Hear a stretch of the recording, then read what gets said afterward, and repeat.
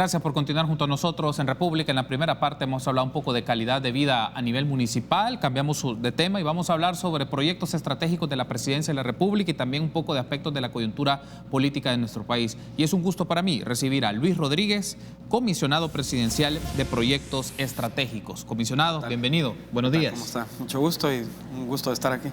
Gracias por tomar la invitación. Tenemos varios temas que desarrollar, también en función de los últimos comunicados que ha hecho el presidente de la República, algunas visitas que se van a tener el próximo fin de semana y otros aspectos también vinculados al tema de seguridad pública. Y me gustaría iniciar con esto porque tenemos una nota elaborada por Teleprensa en el cual nos da una evaluación o menciona, sintetiza la evaluación que el gobierno de la República lleva en este momento sobre el plan de control territorial. Veamos.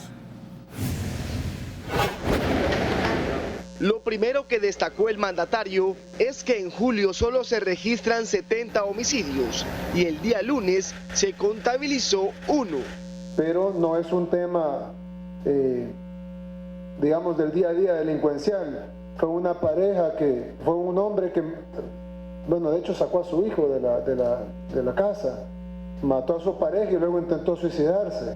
Además, dijo que se han reducido las extorsiones, hurtos y robos. Yo sé que todavía vivimos en un país peligroso, ¿no? Cuando digo tranquilidad, la digo en comparativo. La policía además ha capturado a 34 miembros de pandillas que se encontraban en la lista de los más buscados. Y del 20 de junio a la fecha tenemos 4.980 capturas. Usted puede ver la gran cantidad de capturas en flagrancia. Se ordenó que el bono de alimentación se entregue en efectivo. Se entreguemos en efectivo y así no va a haber, es más fácil para todos. Y ellos van a ver como un incentivo. Y a final de año se espera contar con 2.000 nuevos elementos de la Fuerza Armada, lo que permitirá ampliar el plan. Serían 408 y el 1 de octubre otros 500 elementos más. Eso estarían a final de año, tendríamos los 948 elementos adicionales a los 1.000 que estaríamos entregando a finales de julio. También han continuado las requisas en los centros penales, donde se han decomisado armas blancas, cuadernos con órdenes y otros ilícitos. Intentaron fugarse hace 2 días del centro de detención menor de Santa Ana. Lo hablamos incluso con el juez de vigilancia encargado y evitamos con la policía y el GOPES que se fugaran más de 10 pandilleros. El estado de emergencia se mantiene por tiempo indefinido. Bien, ahí tenemos entonces la nota de Jorge Tríos que nos permite contextualizar un poco la plática, comisionado. La impresión entonces que se tiene ya poco más de un mes en el ejercicio del gobierno, que la primera acción estratégica es seguridad pública. Sí, bueno, la seguridad en general y digamos en todos sus espectros es, como decía el ministro de Hacienda, es un activador o un generador de condición para que otras cosas se puedan dar. La seguridad pública, en tanto se inicia un proceso de orden y control sobre muchas acciones, sobre territorios, y se fortalecen la institucionalidad alrededor de esto, nos permite hablar de turismo mucho más tranquilo, nos permite hablar digamos del tema logístico, nos permite hablar de trabajo sobre el tejido social, es decir, sí tiene muchos componentes por los que el no dejar de lado la seguridad como una base para que muchas cosas se den alrededor del país es clave. Como por ejemplo estas acciones de seguridad ya de la fase 1 y la fase 2 y otras que vendrán más adelante, comisionado, ¿tienen correspondencia o se conectan ya con la agenda de su trabajo, de los proyectos estratégicos en particular, pensándolo en franjas y en zonas territoriales muy específicas? Sí, al final todo conecta, es decir, lo que se ha estado buscando, sobre todo en la fase 2, es que el aparato del Estado entre, digamos, al territorio a partir del territorio mismo. Quizás para explicarme mejor, normalmente lo que se ha hecho en términos de seguridad o en términos de trabajo social ha sido a partir de una política sombría, decir al territorio así es como vamos y esto es lo que vamos a hacer. Lo que se está haciendo en este caso es ir desde el territorio. ir a hablar con la gente, es ir a recibir tanto urgencias como ir a hacer buenas lecturas sobre características de problemáticas históricas que tengan o de factores potenciales que tenga ese territorio para poderse trabajar. En la mayoría de casos y sobre todo en los territorios de violencia, puede ser que que dos territorios que estén a la par, por ejemplo, padecen el mismo problema, pero sus causales son muy diferentes. Pero no lo vamos como Estado no lo vamos a entender si no entramos desde la comunidad misma, si no se entiende cómo son las relaciones dentro de la misma comunidad, sus liderazgos, si no se respetan también ciertas relaciones dentro de la comunidad, no vamos a poder incidir como nosotros queremos. Dentro de esta fase entra y creo que se demuestra el cambio de visión estratégica que ha habido sobre ciertas instituciones, por ejemplo, Gobernación, que la está llevando Mario Durán. Sí. Ha cambiado bastante su forma de trabajo quizás a las gobernaciones que se han visto antes, en tanto que esta vez su enfoque es el tejido social. De hecho, han dedicado un apartado, una dirección específica en tejido social para esto, y por ahí va el centro de la preocupación de ellos. Por otro lado, el Gabinete de Bienestar Social de la Primera Dama, por ejemplo, que ahí entra educación, salud, primera infancia, también tienen un rol muy importante en esto, debido a que aquí ya se está tocando quienes en 30 años van a definir este país, pero hay que hacerlo ya. Aquí entra, por ejemplo, la Comisión de Juventud, que obviamente es un capítulo muy especial y a nivel presidencial para poder trabajar con los jóvenes una serie de estrategias, no solo no solo trabajando la exclusión que ellos sufren, sino también darles un rol protagónico dentro de las iniciativas de cambio de país. Entonces, en la fase 2, digamos, es compleja en ese sentido, en el sentido de que tenemos que trabajar lo inmediato y tenemos que trabajar lo estratégico en los territorios, y que ambas cosas se tienen que ir llevando a la par junto con la comunidad. Uno de los efectos que se podría prever, o si ustedes, imagino, se habrá considerado como un efecto no deseado de las acciones que se están haciendo del plan en su fase 1, la fase 2 ya de intervención, es que puede existir una migración de expresiones pandilleriles a territorios o municipios que la situación estaba controlada. ¿Por qué se lo consulto, comisionado? La semana pasada tuvimos a 3 alcaldes acá, alcalde Sonsonate, San José Guayabal y San Luis Talpa, y mencionaban que una preocupación podría de ser en algunos de sus territorios, particularmente el de San Luis Talpa lo mencionaba así, el riesgo de que se puedan ir a zonas que en alguna medida estaba la situación más tranquila por esta acción. O sea, ¿cómo se puede contrarrestar o controlar una situación que se puede dar? Porque ahí viene la intervención ya de proyectos más concretos.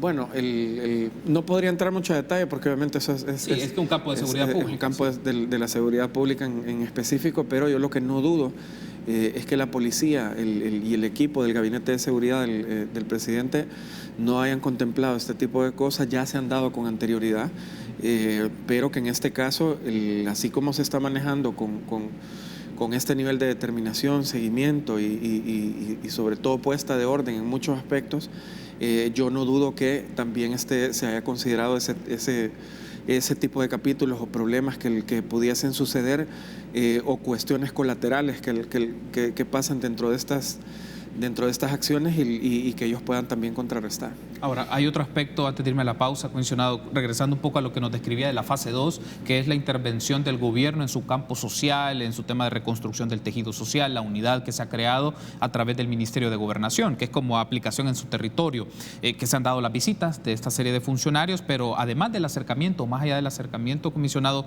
¿cuáles son como los indicadores que les permite al gobierno ver o tratar de acercarse a un impacto de esas intervenciones? Es decir, que puedan ver que pueden modificar o cambiar la situación de vida de la gente en esos lugares que se van a trabajar. Bueno, en primer lugar,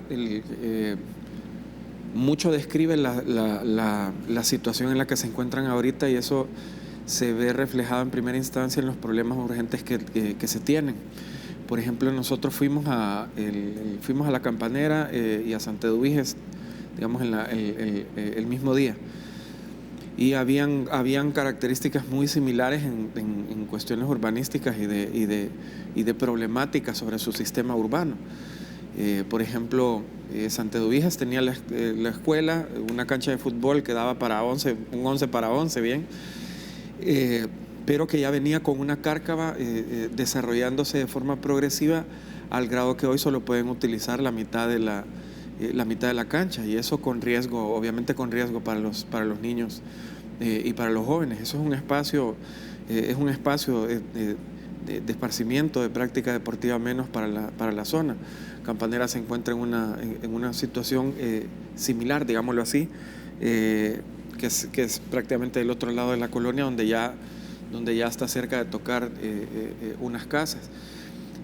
Obviamente son temas de infraestructura física que se tiene que reparar debido a que hay un peligro latente. El punto con esto es que en ambos casos se come un espacio público.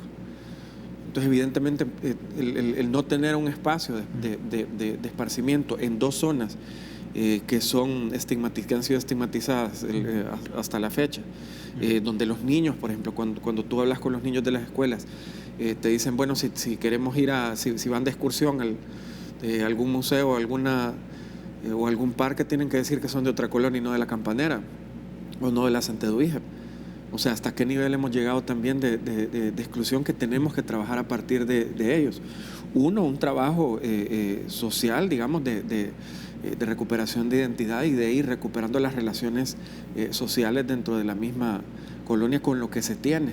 Por otro lado, es un proceso siguiente de intervención en el espacio público según sus potenciales, ¿verdad? La cantidad de niños que están, las edades de los niños, lo que se puede hacer en términos educativos, cómo va a entrar cultura, cómo va a entrar salud o deporte, por ejemplo, qué dinámicas de educación diferentes son las que se van a hacer si viven en una zona urbana. Lo mencionaban en la entrevista anterior, sí, de ustedes, la característica de dónde vivo y qué es lo que hay alrededor determina mucho la dinámica social o económica que se vaya a dar ahí. Entonces, esos son algunos de los pequeños grandes factores que se tienen que tomar en cuenta, pero no van a funcionar si no se trabajan de forma integral. Si yo veo la cuestión solo como para ir a reparar una cárcava, ok, que vaya el ministro de Obras Públicas y que repare y el problema está resuelto. Para nosotros no es así. O sea, para nosotros sí, ok, tenés que ir a hacer estas intervenciones, pero también tenés que considerar lo que esto ha afectado, cómo ha afectado la dinámica social, qué recuperaciones voy a hacer en términos de espacio, de movilidad, de seguridad en el transporte, por ejemplo, de cómo va a incidir la escuela en esto y cómo vamos a meter a los padres de familia dentro de estas dinámicas, a sabiendas de que el formato de hogar ha cambiado mucho. Ya no es papá, mamá, hijo. Obviamente la situación de pobreza en la que viven también incide mucho desde la alimentación o todo lo que trae el equipo de la primera dama desde la primera infancia, para ver cómo empezamos a tocar desde cero prácticamente a la sociedad, para ver cómo los construimos al futuro, si viven en una zona industrial o no. Es decir, todas esas variables se toman, se perfilan, y entonces ahí se va trabajando un proceso de reconstrucción. Muy bien, tengo que hacer una pausa. Al regresar, ampliemos un poco más este aspecto. Quiero incorporar otros asuntos que se han dado en las últimas horas de coyuntura política, pero también hable un poco de un plan de movilidad. Creo que es importante tener en cuenta estos elementos como parte de la agenda de proyectos estratégicos de la presidencia. Regresamos.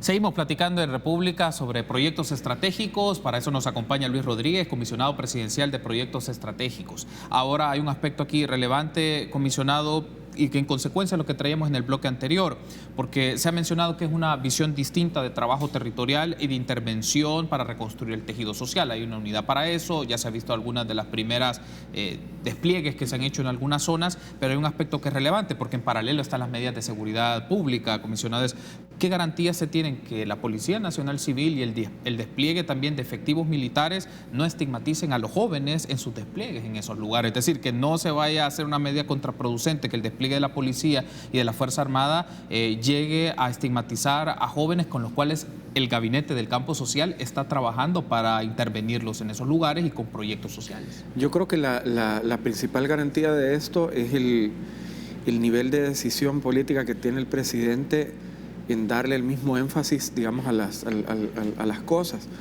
Regularmente lo que hemos visto y lo hemos vivido ya desde hace varios años es que el peso, digamos, en una balanza de lo represivo con lo disuasivo, por ejemplo, o con la parte rehabilitante y la prevención ha sido marcadísima.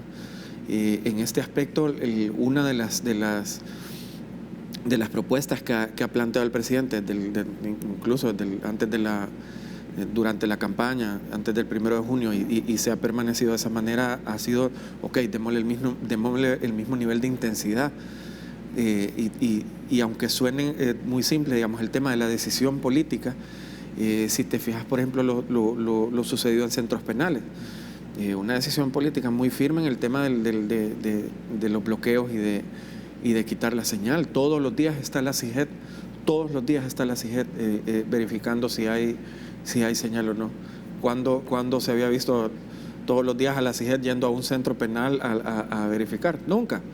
Y eso sí te lo puedo decir con conocimiento de causa. Nunca ha estado la CIGED metida de una forma tan directa y tan determinada como lo está haciendo hoy. ¿Cuánto cuesta, por ejemplo? Y no es una responsabilidad específica de los centros penales el tema de las requisas, de las revisiones, de evitar que entren ilícitos a las instituciones. También puedes usar un complemento como CIGED. Si algo pasó, al menos que no funcione, pero que las dos instituciones trabajen con la misma intensidad para poner orden de una vez por todas. Eso creo que en general no se ha visto. En temas del despliegue general de todo el aparato de seguridad o el mismo seguimiento que está teniendo a partir de la cabeza del presidente, por ejemplo, que están encima, ¿cómo vas? ¿Qué avances llevan? Encima de todos los funcionarios. Creo que marca mucho la determinación del gobierno y la garantía de que tanto esta parte que tiene que representar orden, porque tiene que haberlo, así como la del gobierno en la generación de oportunidades y en toda la entrada del aparato social, por ejemplo, tiene que tener el mismo nivel de intensidad y de decisión política. Eso es una garantía. Lo planteaba de esta manera porque el hecho de la intervención policial y de la Fuerza Armada puede correr el riesgo del uso desmedido de la fuerza, puede generar reticencias de la gente donde se está trabajando y que luego llega el gabinete social y el gabinete de intervención en proyectos específicos y tengan una reacción inesperada. Es decir, también cómo controlar esto, porque se puede entender que hay que controlar esas zonas por la inseguridad, pero que esto no lleve a una reacción inesperada de la gente. Sí, yo creo que en general es un modelo de gobernanza que se tiene que ir ordenando, en el sentido de si desde la cabeza hay un seguimiento continuo hacia una dirección, hacia una subdirección y así hacia abajo hasta los niveles operativos. Si hay un seguimiento continuo de las cosas, obviamente va haciendo una garantía progresiva de ir evitando este tipo de cuestiones, y creo que lo ves en todo. Por ejemplo, ¿por qué históricamente han surgido reinados, digamos, dentro de las instituciones? Porque no ha habido una cabeza que esté detrás sentándote con una serie de ministros, van a trabajar en conjunto, no sos el rey, usted tampoco es el rey, aquí van a trabajar todos por igual, aquí se van a complementar, etcétera, etcétera, y le vamos a dar seguimiento a esto todas las semanas. Y todas las semanas voy dando yo seguimiento. ¿Cómo vas con este proyecto? ¿Cuánto llevas trabajado? ¿Cómo lo estás invirtiendo? ¿Qué problemas has tenido? Fíjese que, entonces lo vas a cambiar de esta forma y lo vas a trabajar. O sea, si ese seguimiento se da a todo nivel, obviamente va previniendo este tipo de problemas que tú mencionas, porque está encima alguien, y de ese está alguien, y de ese está alguien, incluso con el presidente está la sociedad civil viendo, denunciando, subiendo algunas cuestiones en las redes. Es decir, lo que hay que buscar en los modelos de gobernanza es que la participación ciudadana sea en este caso sí 360, y que logre llegar otra vez a su punto: participación ciudadana, presidencia y gobierno, todas las instituciones, niveles operativos, ciudadanía. ¿Habrá retroalimentación, comisionado, ante posicionamientos críticos de organizaciones de la sociedad civil que llevan temas de derechos humanos, de políticas de seguridad? Es decir, esa retroalimentación y esa respuesta ante posicionamientos de situaciones que se pueden dar o perspectivas críticas de esta intervención de estos programas.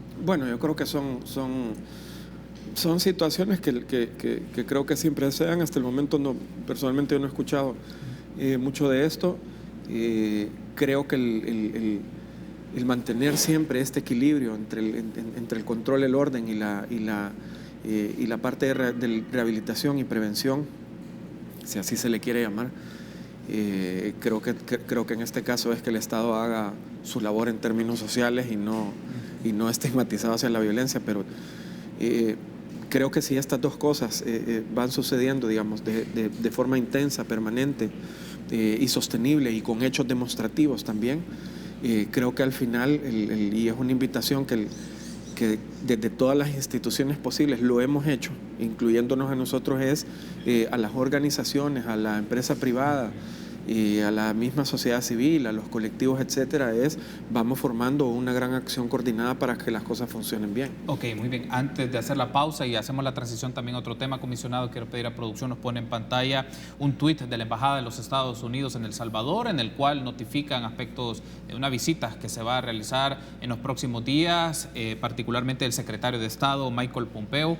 Ahí se anuncia la visita del secretario de Estado, Mike Pompeo, a El Salvador, este próximo domingo 21 de julio. Se reunirá con el presidente de la República, Nayib Bukele. En ese caso, comisionado, ¿cuáles son los temas relevantes de la agenda del gobierno a discutir con el secretario de Estado? Bueno, en general, primero la visita es sumamente importante en el sentido de que creo que solo 4 países a nivel latinoamericano a donde él va a hacer una visita.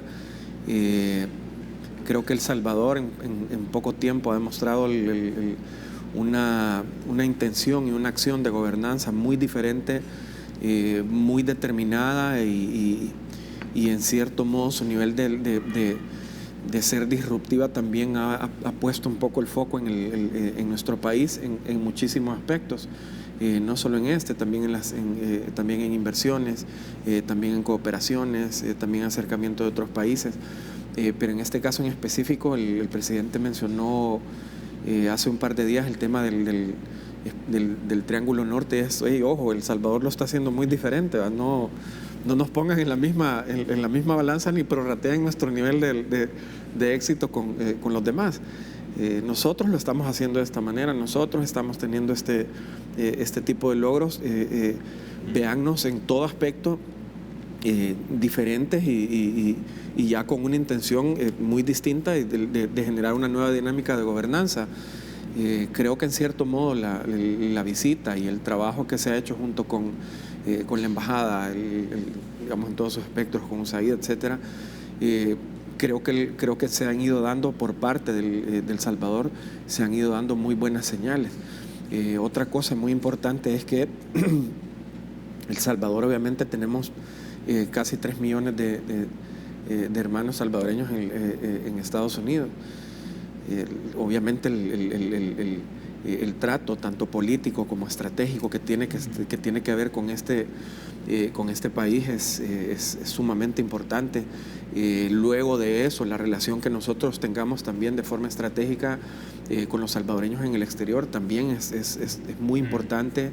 Se está preparando un proyecto llamado Somos Uno, que es para de diseñar un portafolio de inversiones de salvadoreños hacia nuestro país. Entran 5.000 millones de dólares en remesa. Ok, empecemos a transformar desde pequeños porcentajes, no a gastos sino a inversión. Entonces, ¿cómo vamos haciendo esos cambios de forma sencilla?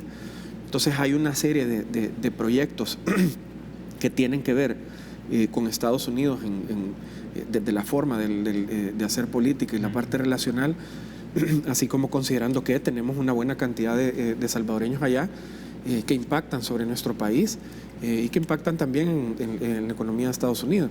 Entiendo que hay temas de seguridad, hay temas sociales también que el presidente va a discutir, pero yo no dudo que la visita sea un éxito para nuestro país y que el presidente perdón, sepa, digamos, externar y reiterar el tema de que lo estamos haciendo muy diferente. Ok, tengo que hacer una pausa. Al regresar hablemos un poco más de este tema, particularmente lo que significa para la agenda Estados Unidos-El Salvador, e incorporemos el tema de Plan Movilidad. No quiero pasar por alto consultar un poco sobre esto. Regresamos en minutos.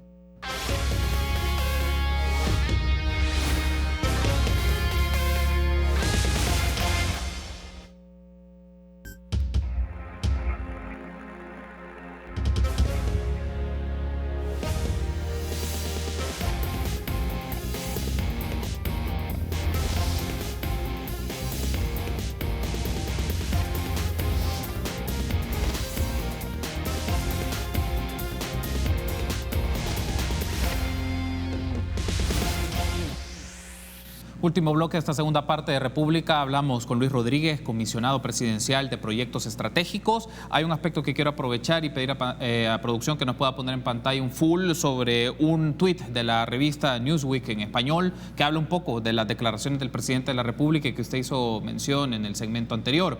Nayib Bukele quiere que Estados Unidos diferencie a El Salvador del llamado Triángulo Norte de Centroamérica y pide un trato migratorio distinto. En función de esto, comisionados, ¿qué le vuelve diferente al país para no ser visto en la misma medida del Triángulo Norte? Lo pregunto por esta razón. Estados Unidos ha invertido en el Triángulo Norte millones, cientos de millones de dólares. ¿Qué haría que El Salvador se presente distinto si Estados Unidos viene invirtiendo por los tres países ya de algún tiempo?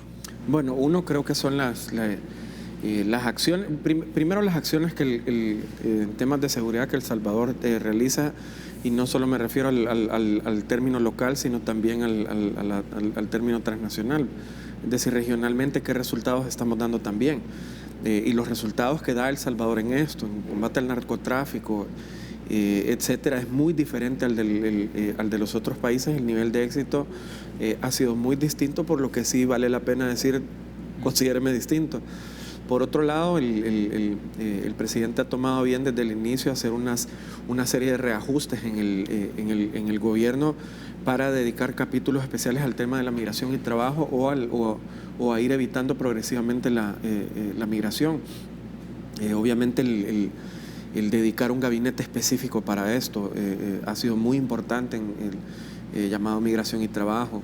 Las acciones internacionales que ha estado teniendo específicamente el Ministerio del Trabajo, toda la creación de los gabinetes sociales, por ejemplo, el bienestar social para empezar a trabajar desde cero, la creación del gabinete de producción, por ejemplo, es qué va a producir el país de ahora en adelante, dónde vamos a poner nosotros el foco en el mundo para ver qué es lo que vamos a producir. Hay que pensar en eso y evidentemente cada una de estas acciones va provocando como efecto colateral que la gente tenga oportunidades acá. De seguridad, oportunidades, son dos temas. Luego el capítulo especial que se tiene sobre educación, desde tocar el sistema, desde su estructura y trabajar el proyecto Mi Nueva Escuela, que tiene que ver con nueva infraestructura, tanto física como tecnológica. También vamos incentivando y vamos tocando a la niñez y a la juventud en crearle nuevos modelos a seguir, que antes el Estado ha estado ausente y ha tenido, y hoy tenemos que ponernos encima de cualquier otro modelo o de otro modelo negativo. Son una serie de acciones coordinadas e integradas que se han diseñado, digamos, dentro del gobierno para uno, establecer un aspecto preventivo en tema de la migración y para otro, establecer una serie de proyectos que también vayan tocando en un menor plazo, por ejemplo, este tema. Y obviamente la determinación y los resultados que se vayan obteniendo en temas de seguridad, creo que le da suficiente fuerza al presidente para decir, ojo, lo estamos haciendo muy diferente. Hay un asunto acá y quiero retomarlo también de una mención que hizo en el segmento anterior, comisionado, una aspiración es constituir un proyecto denominado Somos Uno, que es para inversiones de salvadoreños en el exterior. Y estamos hablando, si son poco más de 5.000 millones de dólares en concepto de remesas, se podrían tener esa cantidad o más en función de inversiones. Pero la pregunta es, ¿qué serie de inversiones ustedes están considerando que los salvadoreños en el exterior pueden desarrollar en el país? ¿En qué zonas o en qué rubros de la actividad económica? Bueno, no entra en mucho detalle porque porque el proyecto se lanzará en su momento, pero evidentemente es un portafolio basado también en lo que nosotros estamos realizando aquí, ¿verdad? Todo el tema de puertos, por ejemplo, y el área logística. Surf City, por ejemplo, es un abanico de inversiones en muchísimos términos y a toda escala, desde las más grandes que se puedan hacer hasta pequeños hoteles, restaurantes, etcétera. Son, digamos, dos pequeños capítulos de todo lo que se puede realizar a partir de un portafolio de oportunidades y de conexión de una vez por todas con los salvadoreños en el exterior. Quizás la parte valiosa de esto, más allá del portafolio, es qué rol vamos a cumplir nosotros de servicio hacia los salvadoreños en Estados Unidos. Todo el tema de capacitación, por ejemplo, para poner una empresa en El Salvador, todo el acompañamiento para todos estos papeleos y procesos para que sean realizados en el plazo más corto, todo el tema de apoyo aquí en el territorio, incluso si de pronto se va a poner un negocio familiar, también la capacitación aquí a la familia de cómo se va a administrar. Es decir, tenemos que tocar todo el hilo, digamos así, desde el principio hasta el fin, sin soltarlo, para que realmente pueda funcionar no solo un negocio, sino también podamos fortalecer relaciones sociales. Imagino que algún tipo de beneficio se les brindaría a estos inversionistas, es decir, salvadoreños en el exterior, para invertir. Claro. ¿Esperan qué tipo de beneficios se han pensado? Bueno, obviamente el proyecto lleva una serie de incentivos que se están diseñando. La plataforma la está llevando, se está trabajando en conjunto con el Ministerio de Economía.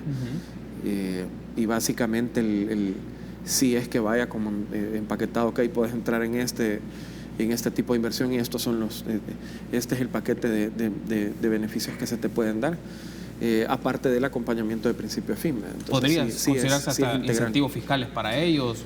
No me quisiera adelantar, porque ahí sí en su momento el proyecto se va a anunciar con detalle, pero sí son considerados evidentemente estos aspectos que se conectan uno con otro. Tengo un par de minutos, pero no quiero pasarlo por alto porque lo mencionaba. Uno de la lógica de los proyectos estratégicos se habla de plan de movilidad, comisionado. Y digamos, esto va a requerir varias etapas, pero ¿cuáles son los primeros pasos para desarrollar un proyecto de movilidad en diferentes ciudades del país?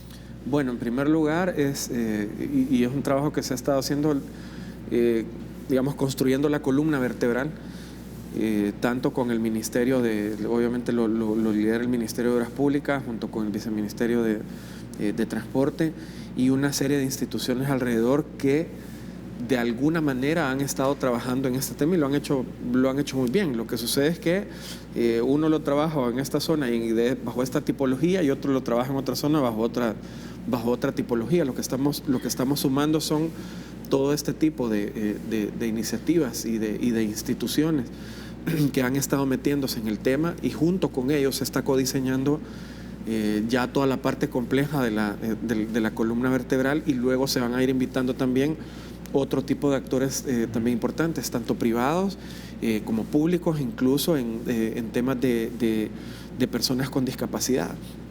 Entonces el punto es lograr llegar hasta el último eslabón en un proyecto que su nivel de complejidad es muy fuerte, desde infraestructura hasta la gente que tiene que andar a pie, y que evidentemente las dos cosas terminan tocando la seguridad, la logística para el desarrollo económico, las relaciones sociales y el estrés colectivo que pueda sufrir la gente, etcétera.